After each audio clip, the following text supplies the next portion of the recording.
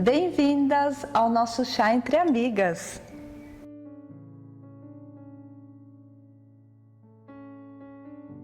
Queridas amigas e irmãs, esses dias uma amiga minha de muitos anos atrás, da época da minha adolescência, me encontrou em uma das minhas redes sociais.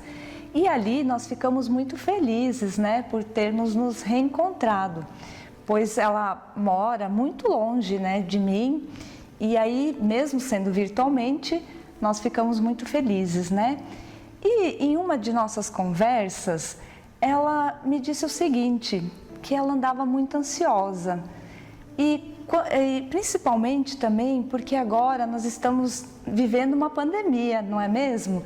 E essa pandemia tem deixado ela ainda mais ansiosa, ao ponto dela se sentir, muito mal mesmo, E enquanto ela foi conversando, falando isso para mim, eu me lembrei de uma época da minha vida em que eu me sentia assim também, muito ansiosa, com muitas aflições e muitos problemas que me deixavam assim também. E aí ela me perguntou, o que eu fiz nessa situação, Ai, queridas amigas, eu pude responder para ela que eu fiz uma oração. E, aliás, essa oração me salvou. Enquanto eu conversava com ela, Deus também me fez lembrar de uma mulher da Bíblia, que se chama Ana. Ana, ela era uma mulher de persistência e fé. Ela era uma mulher de oração. Ana passou por várias tribulações e aflições que a deixavam muito ansiosa, ao ponto de chorar muito e não conseguir comer. Eu não sei vocês, mas quando eu fico muito ansiosa, eu também não consigo comer. Ana se sentia assim porque ela era estéril, ela não podia ter filhos. E o seu sofrimento a constrangeu a orar a Deus. E por causa da sua oração, Samuel foi gerado. Amadas irmãs e amigas, através de uma oração de uma mulher, vejam o poder de uma oração. A história de Ana nós encontramos no livro de 1 Samuel, no capítulo 1, no versículo de 1 a 6, ali nos mostra que Ana era a primeira esposa de Eucana. Ana não podia ter filhos, pois Deus o deixara estéril. Então, Eucana tomou por esposa outra mulher, cujo nome era Penina. E naquela época era muito importante ter filhos, porque se não tivesse filhos, perdia-se a herança. E Penina tinha filhos. Em 1 Samuel, de 1 a 6, diz: a sua rival a provocava excessivamente, para a irritar, porquanto o Senhor lhe havia cerrado a madre. Aqui podemos ver que o próprio Senhor havia deixado Ana estéril, porque essa era a vontade do Senhor. Mas, mesmo assim, Ana não deixou de amar o Senhor, não deixou de crer no Senhor. E mesmo sendo alvo de chacota de Penina, Ana não retrucou sua rival. O próprio Senhor nos ensinou que devemos orar por aqueles que nos perseguem. Nós vemos na sua palavra em Mateus 5,44. Também devemos lembrar que assim como Ana tinha um problema, Deus também tem um problema. O problema de Deus é que Ele perdeu a nossa presença. Deus precisa da nossa presença. Na verdade, você sabia que Deus nos criou para ter a nossa presença? Que maravilhoso isso, irmãs? Deus realmente tem essa necessidade, Ele quer ter a nossa presença, Ele quer que nós sejamos reconectados a Ele. Então, a nossa presença é algo muito importante para o Senhor. E quando nós oramos, nós levamos a nossa presença para o Senhor, desfrutamos da presença dEle ali e Ele pode também desfrutar da nossa presença. Então, em 1 Samuel, capítulo 1 a 10, nós vemos ali que diz assim, Ana, levantou-se Ana e com amargura de alma orou ao Senhor e chorou abundantemente. Aqui podemos ver que Ana não ficou apenas se lamentando, mas ela tomou uma atitude, ela se levantou e ela foi orar pelos seus problemas, pois o desejo dela era ter um filho. E vejam bem, irmãs, aqui nós podemos ver que Ana, ela não se preocupou com a sua oração, se ela estava certa ou se ela estava errada. Simplesmente ela orou e essa oração abriu um caminho para que Deus agisse. E continuando ali no versículo 11, diz assim: e fez um voto dizendo: Senhor dos exércitos, se benignamente atentares para a aflição da tua serva e de mim te lembrares e da tua serva te não esqueceres e lhe deres um filho varão, ao Senhor o darei por todos os dias da sua vida, e sobre a sua cabeça não passará navalha. Aqui, Ana primeiramente reconhece que ela tem um Senhor, o Senhor dos exércitos. E esse Senhor dos exércitos é o centro da sua vida, e ela pode levar a sua aflição a Ele. E somente Ele é que pode realmente nos aliviar e nos libertar de tudo o que estamos sentindo, né? Aqui Ana reconhece também a sua posição de serva, pois é o que ela é. Ela é uma serva que serve ao Senhor de coração. E o Senhor é quem governa a sua vida. E por meio desse voto, não somente a necessidade de Ana foi atendida, mas a necessidade do próprio Senhor. Porque o Senhor poderia ter alguém que Ele confiasse e que servisse Ele por todos os dias de sua vida. Vejam, amadas irmãs, amadas amigas, que conteúdo profundo tem nessa pequena oração proferida por uma mulher desesperada. Ana, ela achou a chave para a oração, pois todo o que pede, recebe, e o que busca, encontra.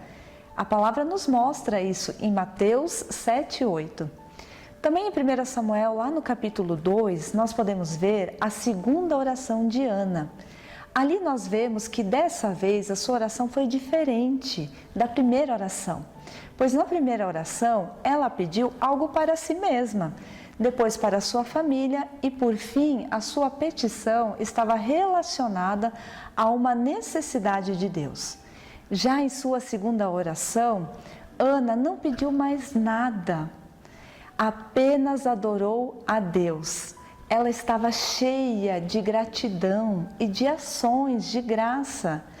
E ali no capítulo 2 ainda nós vemos que ela fala assim: então Ana orou e disse: o meu coração se regozija no Senhor.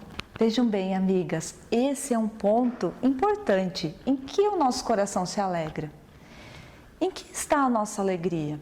Talvez nos alegramos com muitas coisas deste mundo, mas muitas vezes nós esquecemos que as coisas materiais são passageiras e não possuem valor permanente. Somente em Cristo temos alegria eterna. E qual mulher estéril não se alegraria em ter um filho, não é mesmo? Claro que ficaria feliz. Mas Ana não disse que estava alegre porque tivera um filho. Tampouco disse que estava alegre porque não iria mais sofrer por ter um filho. Mas em sua oração, ela confessa que o Senhor era a sua alegria. Você quer ser uma mulher de oração? Então se levante, busque o Senhor, fale com Ele, receba o Senhor como teu Senhor e Salvador. Se posicione diante do Senhor como serva para fazer conforme a vontade dEle. E buscar, queridas amigas, envolve paciência e perseverança. Se Deus não responde nossas orações, devemos exercitar a paciência. Ana teve a chave da oração. Ela teve palavras objetivas com Deus. Nossas orações precisam ter alvo para que Deus possa responder. Nós devemos buscar descobrir a causa, porque a causa ela vai nos levar a buscar o Senhor em oração. Queridas amigas, vejamos bem, Todas as circunstâncias, elas devem ser apenas um meio para nos conduzir à presença de Deus. A oração, de acordo com a vontade de Deus, só é possível quando nós estamos em harmonia com a vontade de Deus. Talvez você esteja pensando, eu tenho muitas mágoas, né? Muitos rancores em meu coração. Ou talvez você pense assim, eu amo a Deus, mas a minha vida é tão difícil, eu tenho tantos problemas. Querida amiga, eu quero que você saiba que Jesus, Ele sabe exatamente o que você tem passado. Porque Ele é aquele que passou, né, por aquilo que nós passamos. Mas Ele deseja curar você de todas as coisas que marcaram negativamente a sua vida. Talvez essas coisas não deixem você seguir adiante. Não deixe você explorar o seu potencial no seu serviço a Deus. E deixe você num complexo até de inferioridade, ou até mesmo um tipo de trauma. Mas lembre-se que Jesus pode curar você.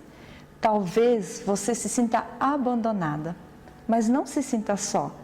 Você sabia que num certo momento o próprio Deus abandonou o Senhor Jesus? Vamos ver, lá em Marcos 15:34, o Senhor Jesus diz assim: Deus meu, por que me desamparaste? Mas como um pai poderia abandonar o seu filho amado? Saiba que tamanha dor suportada, tanto pelo pai como pelo filho, foi por mim e por você. Pegou todas as nossas transgressões e pecados. Ele realmente é capaz de cuidar de mim e de você. Querida amiga, saiba que orar é um dom de todos os salvos, pois quando nós fomos salvos pelo Senhor, nós recebemos dons do Espírito Santo. E orar é um dos dons muito espontâneo que nós recebemos do próprio Senhor. Muitas vezes nós oramos, né, pelas nossas necessidades. Isso é bom, o Senhor nos diz que devemos orar, né? Mas isso não é o bastante. Devemos sempre ir diante do Senhor para orar, para nos achegar a Ele, para oferecer a nossa presença a Ele e termos a presença dEle. E quando oramos, exercitamos esse nosso dom. E aí, sabe o que acontece? Mais graça nos é acrescida. A graça é o Filho de Deus concedido a nós gratuitamente. E os dons também dizem a respeito da vida. Quando nossos dons eles são usados, a graça vem até nós, né? E aí nós conseguimos entrar nessa esfera de vida, que é na própria esfera da vida do Senhor, né? É como se a gente fosse transferido, né, de uma esfera para outra esfera, aonde nós encontramos a vida do Senhor. E quanto mais usamos esse dom de orar, mais graça recebemos e por fim, sabe o que acontece? Esse dom torna-se um ministério. Veja bem, Deus pode confiar um ministério para nós através do dom da oração. Então, queridas amigas, depois de toda essa conversa que eu pude ter, né, com a minha amiga, nós tivemos a oportunidade de orarmos ali juntas, né, por telefone. E aí, mais graça foi concedida a nós, mais da presença do Senhor a gente pôde desfrutar. E também a vida do Senhor a gente pôde experimentar ali naquele momento, invocando o nome do Senhor, chamando pelo nome dele, fazendo a respiração da vida, que é ó Senhor Jesus. Quão maravilhoso é poder fazer essa respiração da vida. E era isso, né? Nós nos alegramos na presença do Senhor. Eu espero que vocês tenham gostado da nossa conversa, do nosso chá entre amigas. Um grande beijo no coração de todas vocês.